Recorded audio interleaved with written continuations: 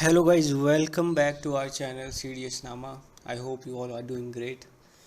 And 4 सितंबर को अपने exam हो चुके हैं, 4 सितंबर।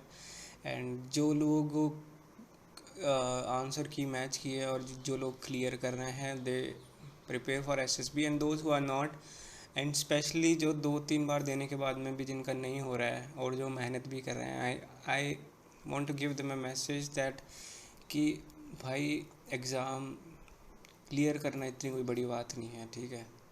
और ऐसा कोई ज़रूरी नहीं है कि लिस्ट में 6-7 हज़ार नाम होते हैं, इतने लोग एग्ज़ाम देते हैं उसकी 6-7 हज़ार नाम होते हैं। सो ऐसा कोई ज़रूरी नहीं है आपका नाम नहीं हो सकता उसमें। वो जो 6-7 हज़ार लोग थे वो आपसे ज़्यादा मेहनत कर रहे हैं, इसलिए उनका नाम उधर है। सो मेहनत के साथ स्मार्ट वर्क भी करा है। सो अभी 6 मंथ्स है और उन चक्कर में पड़ो मत कि 2 महीने में कर लेंगे, 1 महीने में, जो लास्ट के 7 डेज़ में क्रैश कोर्स करवाते हैं। आई वुड से कि टाइम का यूटिलाइज़ करो, क्योंकि इन द एंड ये आपको हेल्प करेगा। Knowledge gives you wings. And so today this quote which says wake up determined, go to bed satisfied. This is said by The Rock, who is all whose name is Dwayne Johnson, जिसकी हम movie देखते हैं। So इन्होंने कहा wake up determined go to bed satisfied. जब अपन सुबह उठते हैं वी हैव एनर्जी, वो energy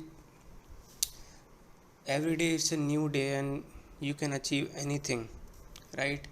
So set your daily targets, achieve them, and wake up determined.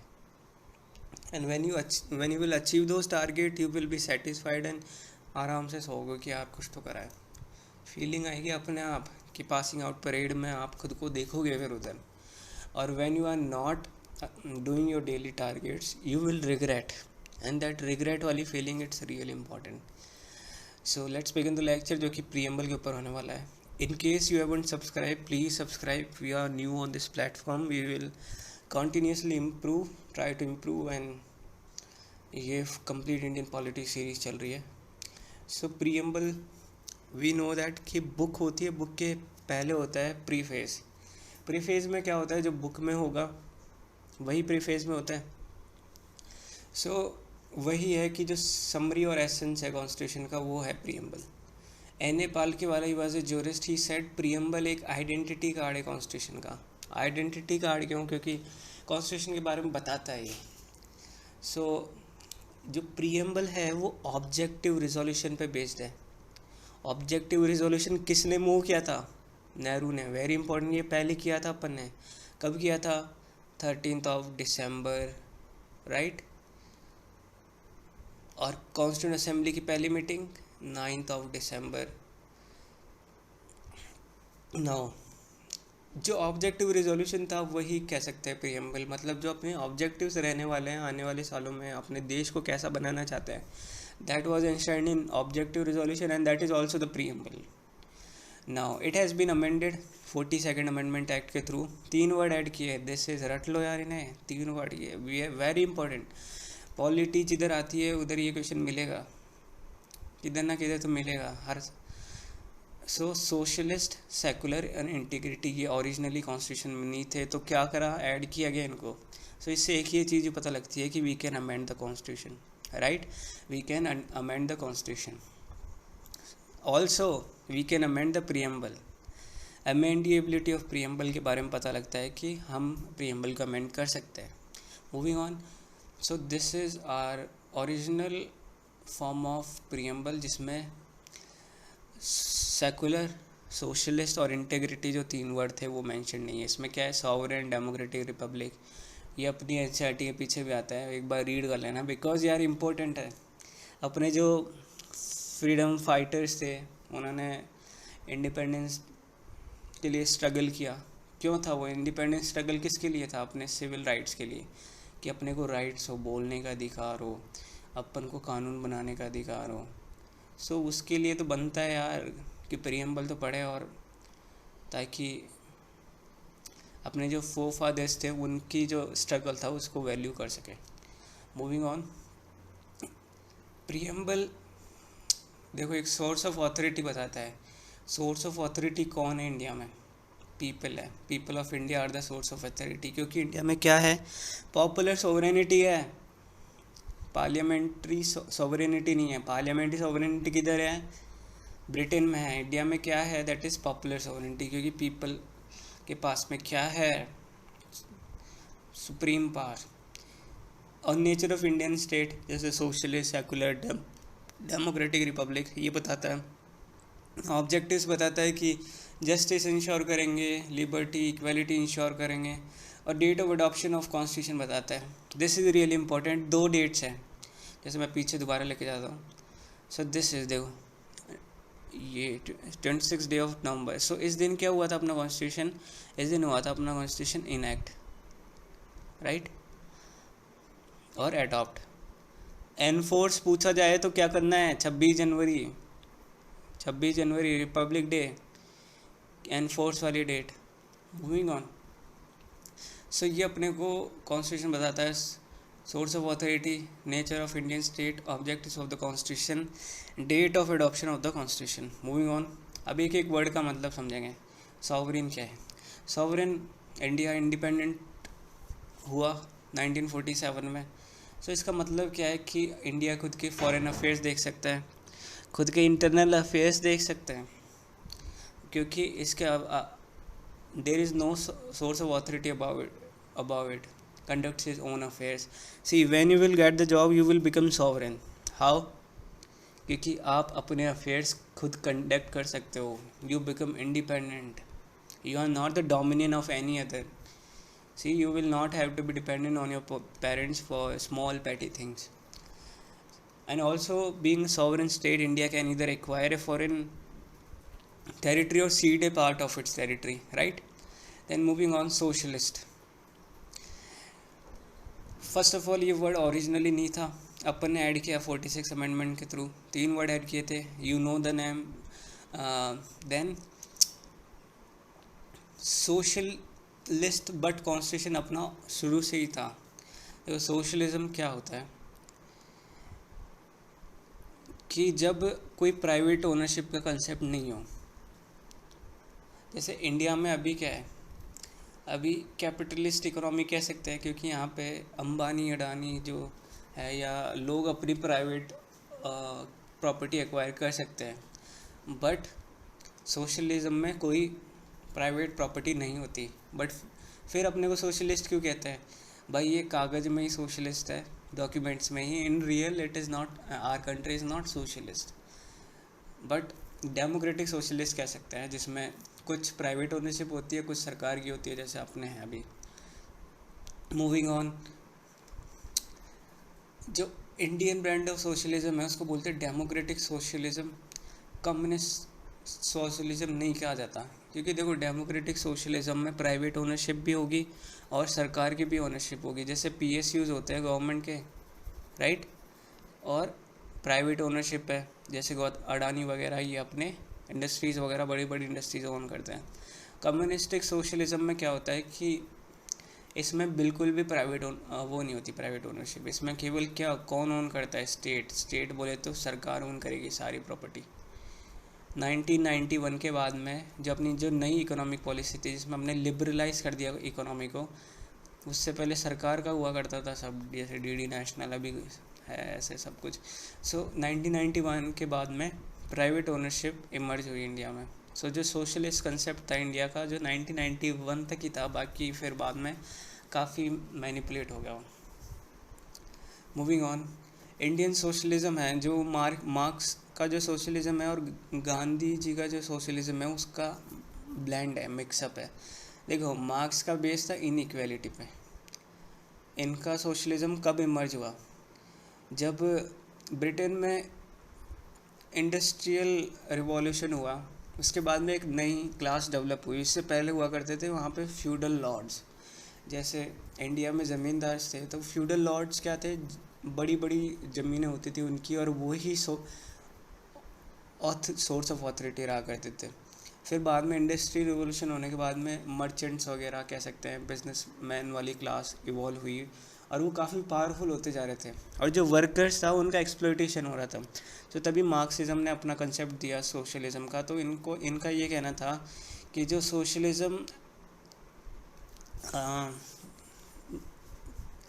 अपने को क्या करना पड़ेगा, सोशलिज्म अडॉप्ट करना पड़ेगा। क्यों? क्योंकि इनइक्वालिटी काफ़ी है। तो सोशलिज्म कैसे अडॉप्ट करोगे तुम लोग? थ्रू रिवॉल्यूशन, वायलेंस, ओवरथ्रो करके गवर्नमेंट को। सो ये वायलेंस में विश्वास करते थे, ठीक है। मार्क्स से जो फॉलोअर्स थे कि अपन सोशल कंट्री बनाएंगे, सोशलिस्ट कंट्री, और थ्रू रिवॉल्यूशन के थ्रू ओवरनाइट हम सब चेंज कर देंगे। पर गांधी जी का ऐसे मानना था कि ओवरनाइट कुछ चेंज नहीं होता पहले बात तो, और तुम कर भी दोगे मान लो तो कुछ वायलेंस से जो चीज़ हुई होती है वो ज़्यादा दिन तक टिक नहीं पाती। सो गांधी जी ने खुद का सोशलिज्म दिया। गांधीज़म तो खुद ही अलग फिलोसॉफी है। सो इन्होंने कहा कि जो सोशलिज्म होना चाहिए वो एक ट्रस्टशिप के पे बेस होना चाहिए, और कोई प्राइवेट ओनरशिप नहीं होनी चाहिए, लैंड एक्विजिशन वगैरह। क्योंकि इनका ये मानना था कि जब प्राइवेट एक्विजिशन होता है उसके कारण रिसोर्सेज का एक्सप्लॉइटेशन होता है, सो इनका अलग था, इनका मोर पीसफुल था सोशलिज्म, मार्क्सिज्म का मोर वायलेंट था। सो इन दोनों का ब्लेंड है गांधीयन इंडिया में। और एक होता है फेबियन सोशलिज्म, जो नेहरू जी का सोशलिज्म था कि हमें सोशलिस्ट कंट्री बनना है थ्रू पार्लियामेंट्री जो प्रोसीडिंग्स होती है उसके थ्रू। इसको बोलते हैं फेबियन सोशलिज्म। और बहुत सारे भाई सोशलिज्म है इंडिया में, बहुत सारे इंडिया में नहीं, सॉरी, ओवर द वर्ल्ड अलग अलग तरीके के सोशलिज्म है। एक आपने देखा होगा लेफ्ट विंग और राइट विंग, काफ़ी न्यूज़ में रहता है, लेफ्ट विंग और राइट विंग, ये बीच में सेंटर। अभी ये पॉलिटिकल फिलोसफी का पार्ट है, बट थोड़ा नॉलेज के लिए रख लो याद कि बीजेपी है, बीजेपी को राइट विंग बोला जाता है, ठीक है। और कांग्रेस को बोला जाता है लेफ्ट, या कम्युनिस्ट पार्टी ले लो, उसको बोला जाता है लेफ्ट विंग पार्टी। अब तुम किधर स्टैंड करते हो? अगर तुम कॉन्जर्वेटिव हो तो तुम राइट में आ जाओगे, ठीक है, कॉन्जर्वेटिव। अगर तुम नेशनलिस्ट हो, राष्ट्रवादी हो, तो आप राइट में आ जाओगे। और अगर आप कैपिटलिस्ट हो, तो आप राइट में आ जाओगे। और अगर फासिस्ट हो, फासिज्म आखिरी में पहुंच जाता है। फासिज्म जो देखो अंबानी अडानी को सपोर्ट करता है कि हाँ कैपिटलिज्म होना चाहिए देश में, वो राइट विंगर होंगे। और जो कंजर्वेटिव्स होते हैं, जो चाहते हैं कि जो सोसाइटी में इस्टेब्लिश्ड जो कल्चर है, ट्रेडिशंस है, वो चेंज नहीं होने चाहिए, वैसे है वैसे के रहने चाहिए, वो कंजर्वेटिव्स बोले जाएंगे। और वो कौन आएंगे? राइट विंग पे आएंगे। लेफ्ट में कौन आएगा? जो सोशलिस्ट लिबरल लोग होते हैं, जो लिबरल होते हैं कि जो आज के टाइम में बात करते हैं LGBTQ के राइट्स होने चाहिए, क्योंकि समय के साथ सब कुछ बदल जाता है। सोशलिज्म होना चाहिए, सोशलिज्म वाले इधर आएंगे लेफ्ट में, और कम्युनिस्ट लोग इधर आएंगे। सो अब आप देखो खुद किधर स्टैंड करते हो, खुद के विचार कैसे मिलते हैं। अगर तुम नेशनलिस्ट हो और तुम कंजर्वेटिव हो कि कुछ चेंज नहीं होना चाहिए, तो ये सब राइट विंग हो जाएंगे, ये लेफ्ट विंग हो जाएंगे। ये पॉलिटिकल फिलोसफी से रिलेटेड था, नॉलेज के लिए इम्पोर्टेंट है।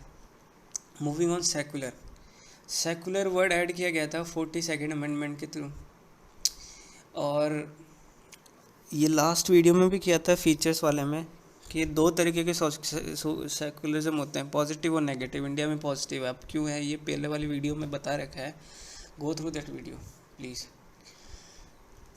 देन डेमोक्रेटिक, डेमो जहाँ आ जाए, डेमो का मतलब लोग, डेमोक्रेटिक है क्योंकि पॉपुलर सोवरेनिटी है इंडिया में, पार्लियामेंट्री सोवरेनिटी नहीं है क्योंकि लोग सॉवरेन हैं। देन दो तरीके की डेमोक्रेसी होती है, डायरेक्ट और इनडायरेक्ट।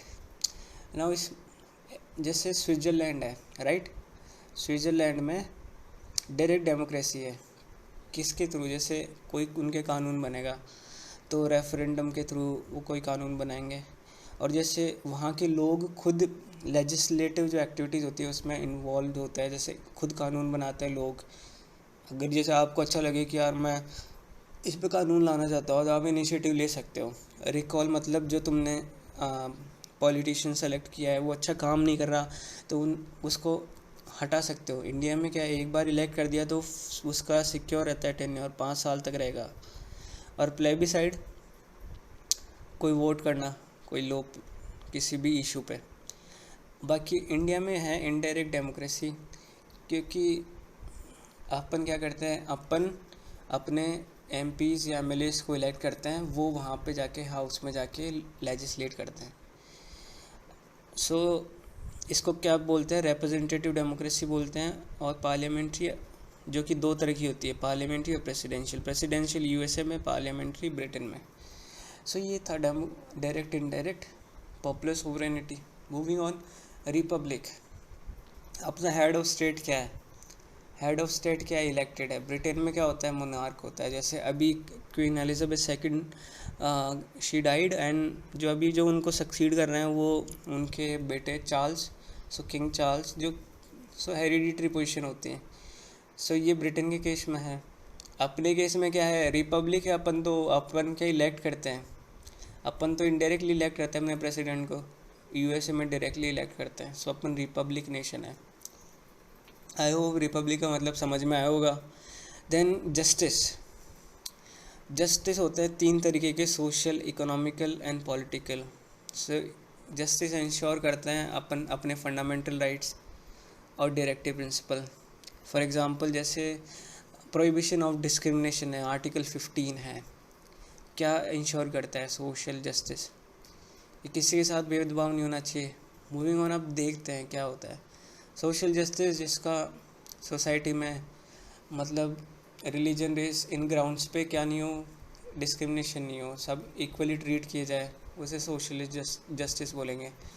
इकोनॉमिक जस्टिस, अगर कोई गरीब है तो उसको जो ऐसे नहीं कि उसको थोड़ा अनइक्वली ट्रीट किया जाए, तो उसे इकोनॉमिक जस्टिस, नाम से पता लग रहा है। देखो सोशल और इकोनॉमिक जस्टिस के कॉम्बिनेशन को क्या बोलते हैं, distributive justice, right.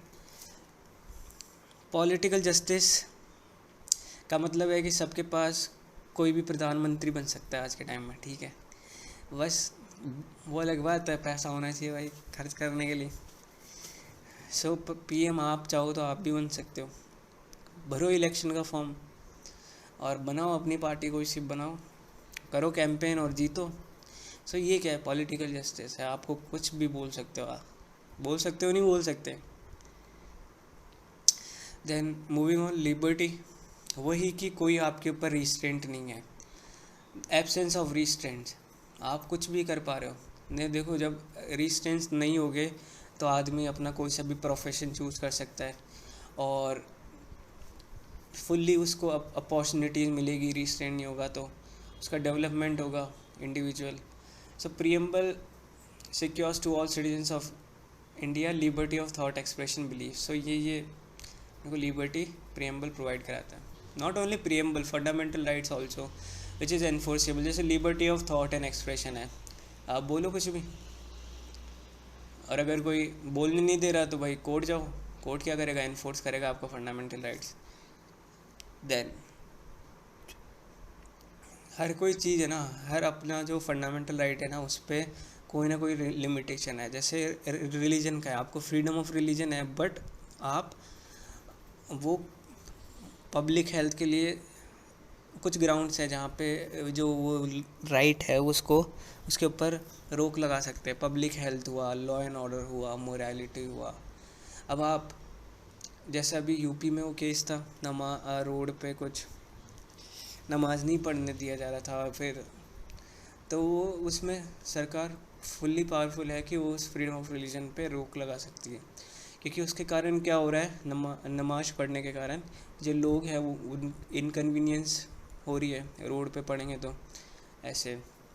Same in the case of loud speakers and all, so we will not get into that, but yes, so every right is is qualified, not absolute. It has to be remembered. किससे लिए हैं? French revolution से लिए हैं. क्या ideals of ये liberty, equality, fraternity. Justice वाले किधर से लिए थे भाई? जस्टिस वाले किधर से लिए हैं? बताओ कमेंट सेक्शन में. Moving on. इक्वालिटी का मतलब कोई स्पेशल प्रिविलेज नहीं है. सभी जो सोसाइटी में मेंबर्स हैं, अलग अलग कास्ट है, सो उनके सभी लोग इक्वल हैं. सो ये इक्वालिटी है यार. And again fraternity means a sense of brotherhood. अब वो कैसे इंश्योर होता है? सिंगल सिटीजनशिप के थ्रू होता है ना. आप महाराष्ट्र से हो, बंगाल से हो, किधर भी जाओ, किधर भी लैंड एक्वायर करो, ख़रीदो, घर बनाओ, किधर भी घूमो. सो इससे क्या एक अपने एक सेंस ऑफ फ्रेटर्निटी डेवलप होती है कि हम सब एक हैं. और आर्टिकल 51A के थ्रू भी होती है, जिसमें एक फंडामेंटल ड्यूटी है कि हर सिटीजन को प्रमोट करना पड़ेगा harmony and the spirit of common brotherhood among all the people of India. Moving on. So this is also really important, क्योंकि इसमें बता रहा है कि प्रीएम्बल. अभी कभी सोचा है कि कॉन्स्टिट्यूशन का पार्ट प्रीएम्बल है या नहीं है? देखो, इसमें सुप्रीम कोर्ट अल्टीमेट इंटरप्रेटर है कॉन्स्टिट्यूशन का. सर, नेता लोग नहीं बताएंगे कि कॉन्स्टिट्यूशन क्या है, सुप्रीम कोर्ट बताएगा. जिम्मेदारी किसके पास है? सुप्रीम कोर्ट के पास में. सुप्रीम कोर्ट ने देखो बेरुबारी यूनियन केस था जो कि 1960 में था, उसमें बोला कि प्रीएम्बल पार्ट नहीं है कॉन्स्टिट्यूशन का. ठीक है. फिर केशवानंद भारती के साथ काफ़ी इम्पॉर्टेंट है, काफ़ी आपको पता भी होगा. तो 1973 में सो इन्होंने बोला कि इसमें प्रीएम्बल पार्ट है. सो अपना जो प्रीवियस स्टैंड था वो इसमें चेंज कर लिया. ठीक है. इसमें बता दिए प्रीएम्बल पार्ट है. देन LIC इंडिया केस था, उसमें सुप्रीम कोर्ट ने बोला कि जो प्रीएम्बल है वो इंटीग्रल पार्ट है. पार्ट ही नहीं, इंटीग्रल पार्ट है, उसको अलग नहीं कर सकते हो तुम. नाउ ये था प्रीएम्बल पार्ट है. और अमेंडेबिलिटी की बात करें कि अमेंड कर सकते हैं नहीं कर सकते. सो यू नो दैट कि 46 अमेंडमेंट के थ्रू अपने 3 वर्ड ऐड किए तो अमेंड तो कर ही सकते हैं ना. So thank you. This was our class, जिसमें अपन ने प्रीएम्बल देखा. प्रीएम्बल में जो वर्ड्स थे उनका मतलब समझा. आई होप आपको समझ में आएगा. इन case you have any doubt please mention in comment section, और कुछ भी give us suggestion what I should do, what I should not do. So this was our class on preamble. Thank you.